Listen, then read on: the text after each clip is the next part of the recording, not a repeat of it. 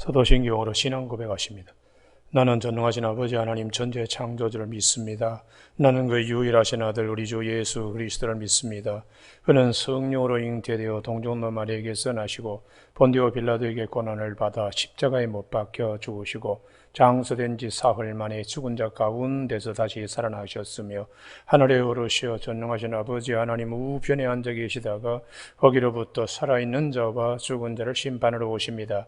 나는 성령을 믿으며 거룩한 공교회와 성도의 교제와 죄를 용서받는 것과 몸의 부활과 영생을 믿습니다. 아멘.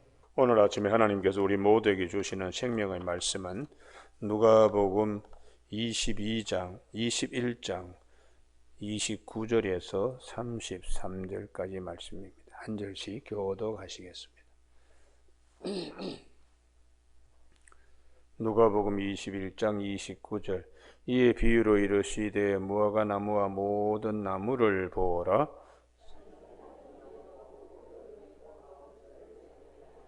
이와 같이 너희가 이런 일이 일어나는 것을 보거든 하나님의 나라가 가까이 온 줄을 알라.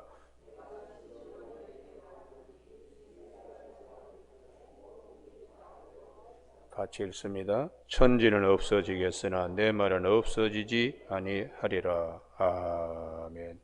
33절 말씀에 천지는 없어지겠으나 내 말은 없어지지 아니하리라 하는 말씀 중심으로 믿음, 말씀 위에 세워져야 라는 제목으로 말씀을 나누겠습니다.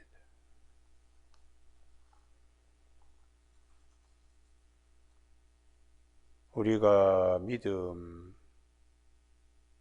말씀 위에 세워져야 반석 위에 세워진 집과 같습니다. 말씀 위에 세워지지 아니하면 모래 위에 집이 세워지는 것과 같습니다.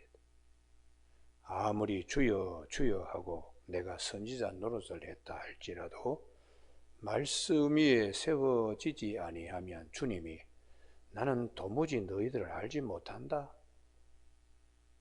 그리고 주께서 말씀하시기를 내 말을 듣고 반석 위에 듣는 자는 반석 위에 세운 집과 같다고.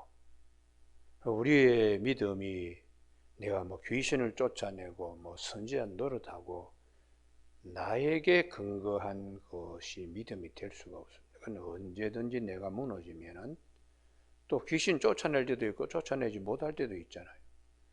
그러면은 그 믿음은 언제나 흔들리기 때문에 모래 위에 세워지는 집과 같은데 주님의 말씀 거기에 세워지면 내가 무너지더라도 말씀이 나를 붙들어 주는 거야. 할렐루야. 반석 위에 집을 짓는 자와 같다고 마태복음 7장에서 말씀하고 있습니다. 그래서 이 오늘 본문에 이 천지는 없어지겠거늘 이 말씀이 대단히 중요합니다. 모든 피조의 세계는 항상 변합니다. 창세기 1장에 하나님이 천지를 창조하신 해와 달과 별과 사람들조차도 시간조차도 다 피조물이기 때문에 피조물은 다 변합니다.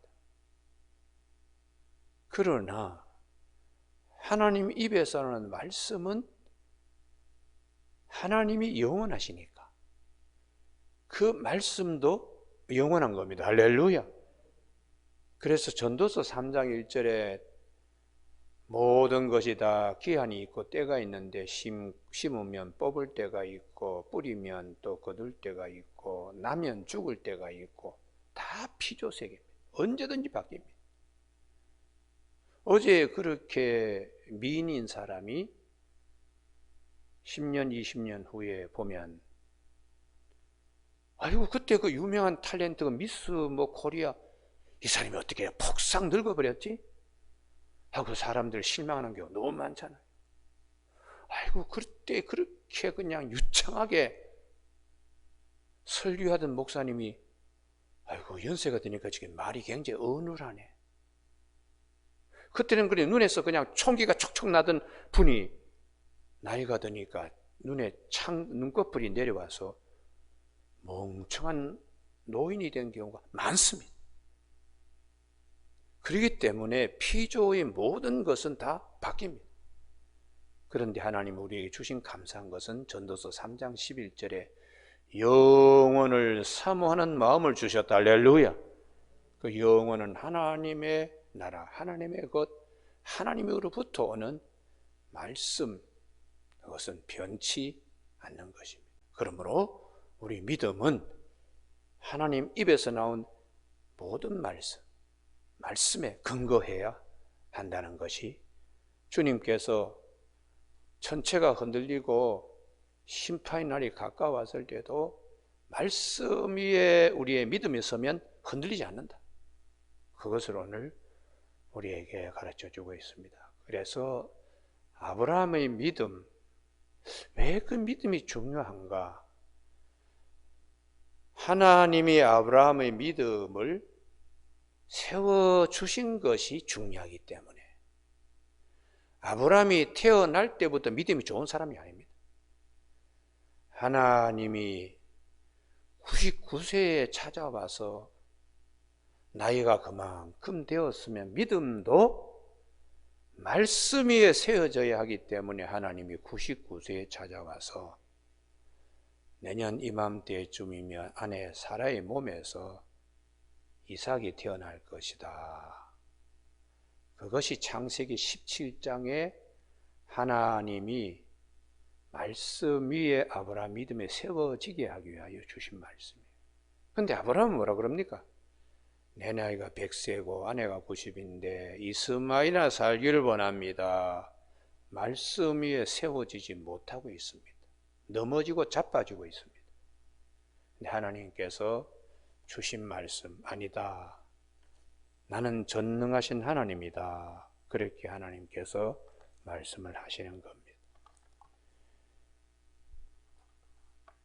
창세기 17장 21절을 꼭 찾으시기 바랍니다. 우리의 믿음이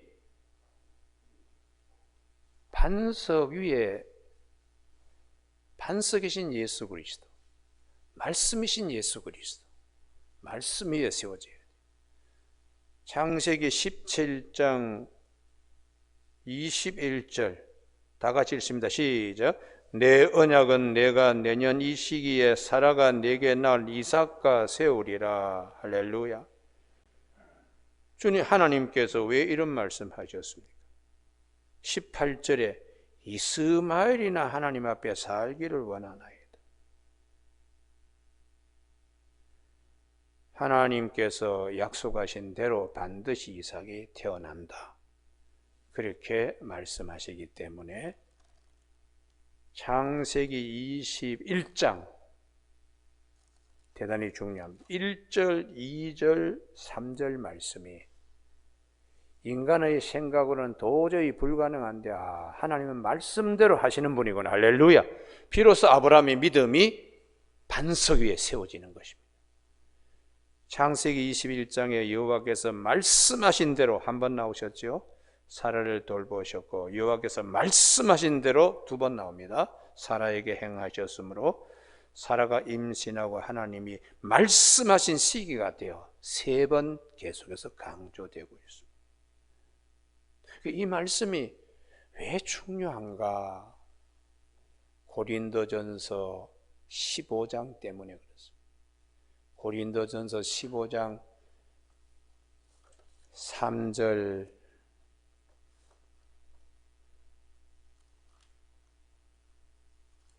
내가 받은 것을 먼저 너희에게 전하노니 이는 성경대로 그리스도께서 우리 죄를 위하여 죽으시고 장사 지난 바 되셨다가 성경대로 사흘 만에 다시 살아났사.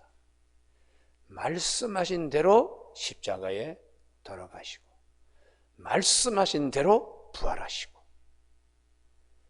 그래서 아브라함의 믿음이 창세기 21장 1절, 2절, 3절 여기에 세워졌기 때문에 이삭을 번제로 드리더라도 하나님은 살리시리라. 바랄 수 없는 중에 바라고 믿는 믿음이 세워지게 되는 것이.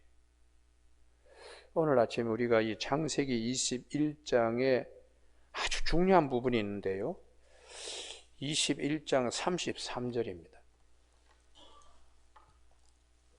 아비멜렉과 군대장관 비골이 와서 화평조약을 맺자고, 그래서 암양새끼 7을 따로 또 더 줍니다. 그래서 우물 판 것을 증거로 삼는데 31절에 맹세해서 그곳 이름을 부엘세바 맹세의 우물이라 그래요. 그들이 부엘세바에서 언약을 세우며 아비멜렉과 군대장관 비골을 떠나 블레셋 사람 땅으로 돌아갔고, 그 다음 말씀이 중요해요. 33절 같이 읽습니다. 시작. 아브라함은 부엘세바에 에셀나무를 심고 거기서 영원하신 여호와 이름을 불렀으며. 할렐루야. 이게 굉장히 중요한 말씀이에요. 사람과의 언약은 언제든지 바뀝니다. 언제든지. 암양새끼 7마리를 더 주고, 아니 이거 왜 또 따로 주냐? 믿을 수가 없어서 그렇게 이름을 부엘세바라고 맹세의 우물이라고 했지만, 사람의 약속, 피조 세계의 모든 것은 언제든지 바뀌어요. 정부가 들었으면 어제의 악법이 오늘의 또 우리를 돕는 법이 되고, 오늘의 돕는 법이 내일은 악법이 되고, 얼마나 그냥 많습니까? 판사들의 판결도 그렇고, 뭐 국가의 지도자들이 뭐 말한 것들 그 다 공수표라고 생각합니다. 공수표. 그런데 아브라함은 그 부엘세바, 사람들과 화평 평화 조약을 맺었던 그곳에서 에셀 나무를 심고, 이 부분이 중요합니다. 정말 도우는 나무, 하나님으로부터 오는 영원한 약속, 십자가입니다. 십자가. 그 십자가를 통한 하나님의 언약은 우리를 배신하지 않습니다. 그래서 오늘 아브라함의 믿음이 왜 약속대로 말씀대로 아브라함이 믿음이 세워져야 하는가? 하나님의 아브라함의 믿음을 창세기 21장에서 비로소 하나님이 세워주신, 그러니까 믿음도 하나님의 선물입니다. 믿음도요. 그래서 에베소 2장 8절에 너희가 그 은혜로 인하여 믿음으로 말미암아 구원을 받았으니 이것은 너희에게서 난 것이 아니요 하나님의 선물이다, 이렇게 말씀하시고, 사도 바울도 기록된 바 의인은 믿음으로 말미암아 산다, 믿음에서 믿음에 이르게 하는 이 하나님의 복음의 역사를 로마서 1장에서 말씀하고 있어요. 17절이었어요. 그래서 이 세상의 모든 것은 다 바뀌지만 하나님으로부터 오는 약속의 말씀은 바뀌지 않습니다. 그래서 창세기 26장에 이삭 때도 마찬가지로 아비멜렉과 또 우물 가지고 얘기를 해요. 에섹 신나 느호봇 우물을 팠는데도 계속 빼앗습니다. 그게 세상이에요. 세상 인식. 약속했는데도 뺏고. 그래서 하나님 기도하러 밤에 부엘세바 올라갔는데 종들이 우물 파고 평화조약을 맺자고 해서 평화조약을 맺고 난 다음에 33절에 그가 32절에 우물에서 물을 얻었다고 하며 그가 이름을 세바라고 하며 그 성읍 이름 오늘까지 부엘세바가 되었더라. 하나님만이 우리에게 변치 않는 것을 주실 수 있는 분이다. 할렐루야.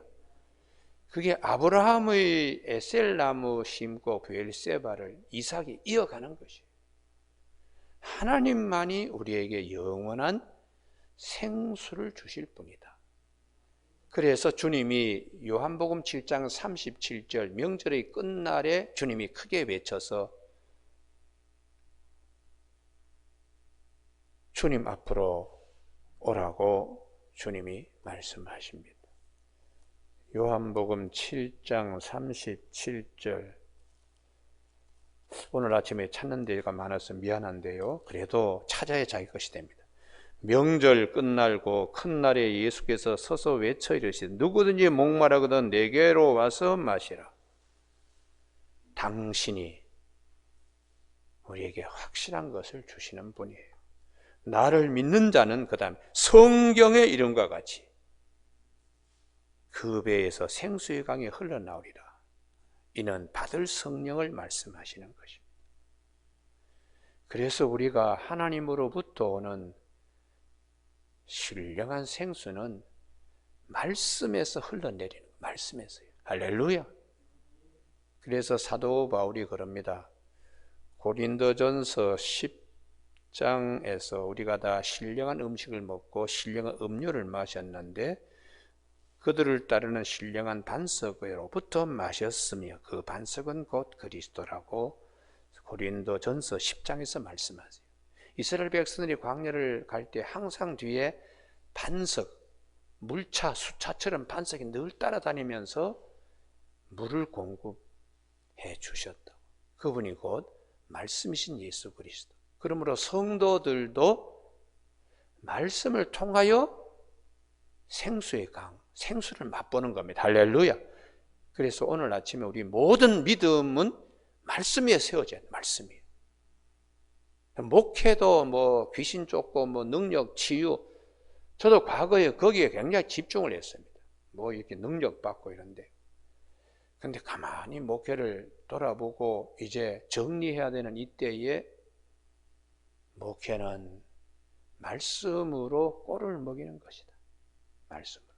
세상에 무슨 뭐 윤리, 지식 그것을 섞어가지고 강단에서 전할 게 아니고 정말 은을 7번 도가니에 넣었다가 하는 순결한 말씀을 교인들이 이걸 취해야지 본인들이 그 말씀 붙들고 험난한 세상에서 믿음이 흔들리지 않는 겁니다. 할렐루야.